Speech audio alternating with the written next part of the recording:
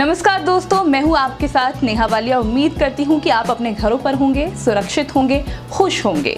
एक और अपडेट के साथ आप सभी के सामने हाजिर हूं। जैसा कि आजकल हम सभी कोरोना नाम की बीमारी जो न सिर्फ भारत में बल्कि दुनिया भर में अपने पांव पसार चुकी है, इसी को लेकर हम बातचीत करते हैं या फिर कहें कि यही आजकल चर्चा का विषय बना हुआ है। हर कोई चाहता है कि जल्द से जल्द हम सभी का जो जीवन है वो पहले की तरह हो जाए। आप और हम यही चाहते हैं कि जल्द से जल्द इस बीमारी का अंत हो, इसे जड़ से खत्म कर दिया जाए। आखिर इसकी दवाई कब बन पाएगी या फिर कहें कि इसकी वैक्सीन कब आ पाएगी जिससे कि इस बीमारी को खत्म किया जा सके। आज की अपडेट ये है कि दिल्ली के मुख्यमंत्री अरविंद केजरीवाल की तरफ से एक थेरेपी की बात की गई है जिससे सकारात्मक नतीजे तो सामने आए ही हैं और ये भी माना जा सकता है कि ये एक अच्छी पहल हो सकती है या फिर इससे शायद हम जो कोरोना के मरीजों की संख्या बढ़ती जा रही है उसमें कमी आ पाएगी। आज दिल्ली के मुख्यमंत्री अरविंद केजरीवाल ने एक प्रेस कॉन्फ्रेंस की और प्रेस कॉन्फ्रेंस के दौरान उन्होंने प्लाज्मा थेरेपी का जिक्र किया।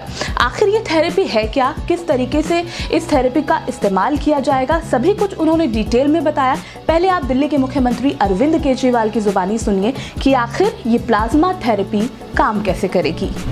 कुछ दिन पहले मैंने आपको बताया था, लगभग 10 दिन पहले, पिछले हफ्ते मंगलवार को हम लोगों को केंद्र सरकार से परमिशन मिली थी कि हम कोरोना के जो सबसे सीरियस मरीज हैं, काफ़ी सीरियस मरीज हैं, उन लोगों के ऊपर हम प्लाज्मा थेरेपी ट्राई करके देख सकते हैं कि उन पे क्या असर पड़ता है।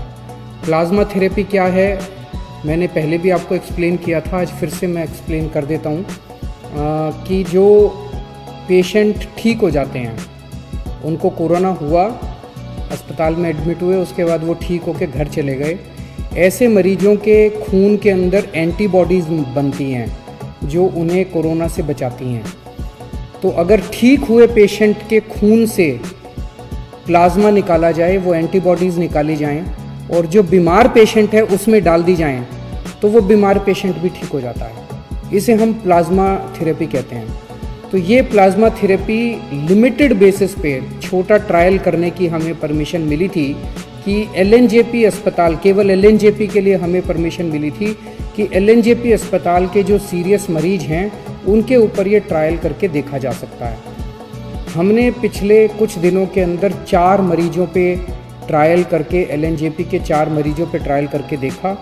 उसके अभी तक के नतीजे उत्साहवर्धक हैं, अच्छे हैं। तो सुना आपने, मुख्यमंत्री अरविंद केजरीवाल ने यही कहा है कि दिल्ली के एलएनजेपी अस्पताल में इस ट्रीटमेंट की इजाज़त उन्हें दी गई थी। 4 मरीजों पर इसे अप्लाई किया गया था जिसके बाद जो नतीजे हैं वो काफ़ी उत्साहवर्धक रहे हैं। और वहीं आपने साथ ही में ये भी सुना कि जो एकीकृत और पित्त विज्ञान संस्थान यानी कि ILBS के निदेशक डॉक्टर SK सरीन हैं, उन्होंने भी ये कहा कि हमने मिलकर एक शुरुआती प्लानिंग की थी और ILBS अस्पताल के पास बहुत अच्छा ब्लड बैंक भी है। हमारे पास कोरोना की कोई दवाई नहीं थी और बावजूद इसके ये पहल की गई है। ये बीमारी जिसका जिक्र उन्होंने किया, डॉक्टर SK सरीन का कहना था ये जो बीमारी है कोरोना, ये 3 फेजेस में काम करती है। पहले फेज में ये बॉडी में एंटर करता है वायरस, उसके बाद ये हमारे फेफड़ों पर अटैक करता है और उसके बाद हमारे ऑर्गन्स जो हैं वो फेल हो जाते हैं। लेकिन अब इसे रोका जा सकता है क्योंकि जिस तरीके से प्लाज्मा थेरेपी काम में लाई गई है और उसके उत्साहवर्धक नतीजे भी सामने आए हैं। अगर ये इस तरीके से इलाज करने में सही रहता है, इस तरीके के नतीजे और ज़्यादा पॉजिटिव और ज़्यादा सकारात्मक निकलकर सामने आते हैं, तो माना ये जा सकता है कि इस प्लाज्मा थेरेपी के जरिए जो कोरोना संक्रमित मरीज हैं, लोग हैं, उनकी बीमारी को हम ठीक कर पाएंगे। इसी के साथ गुजारिश भी की गई है मुख्यमंत्री अरविंद केजरीवाल की तरफ से कि जो लोग इस बीमारी को मात देकर ठीक हो रहे हैं वो ज़रूर अपना सहयोग इसमें दें, क्योंकि उन्हीं के सहयोग से इस प्लाज्मा थेरेपी को आगे बढ़ाया जा सकेगा। उन्हीं के प्लाज्मास को बाकी जो कोरोना संक्रमित मरीज हैं उनकी बॉडीज़ में डाला जाएगा, जिसके बाद यही उम्मीद की जा रही है कि वो मरीज़ भी ठीक हो पाएंगे। खुद यही अरविंद केजरीवाल की तरफ से कहा गया है कि एक कोरोना संक्रमित मरीज जो इस बीमारी से ठीक हो रहा है वो एक और मरीज़ की जान बचा सकता है। हालांकि उनकी तरफ से ये भी कहा गया है कि जितने भी लोग इसमें उनका सहयोग देंगे उनकी जो जिम्मेदारी है वो सरकार की होगी, पूरा ख्याल उनका रखा जाएगा।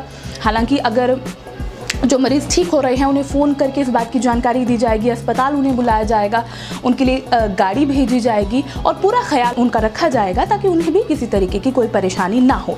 यानी कि सहयोग भी उनसे मांगा जा रहा है। और हमें भी लगता है कि अगर प्लाज्मा थेरेपी के ज़रिए कोरोना संक्रमित जो मरीज़ हैं या फिर कहें जो गंभीर रूप से इस बीमारी से जूझ रहे हैं, अगर हम उनकी जान बचा सकते हैं, आप उनकी जान बचा सकते हैं, तो हमें सरकार का सहयोग ज़रूर करना चाहिए इसमें। इसी के साथ आपको ये भी बता दूं कि ये जो प्लाज्मा थेरेपी है, इसमें जो प्लाज्मा है वो 65 साल की आयु से कम लोगों को ही ट्रांसफ़र किया जा सकता है, उन्हीं को ये दिया जा सकता है। इस थेरेपी का इस्तेमाल उन पर किया जा सकता है।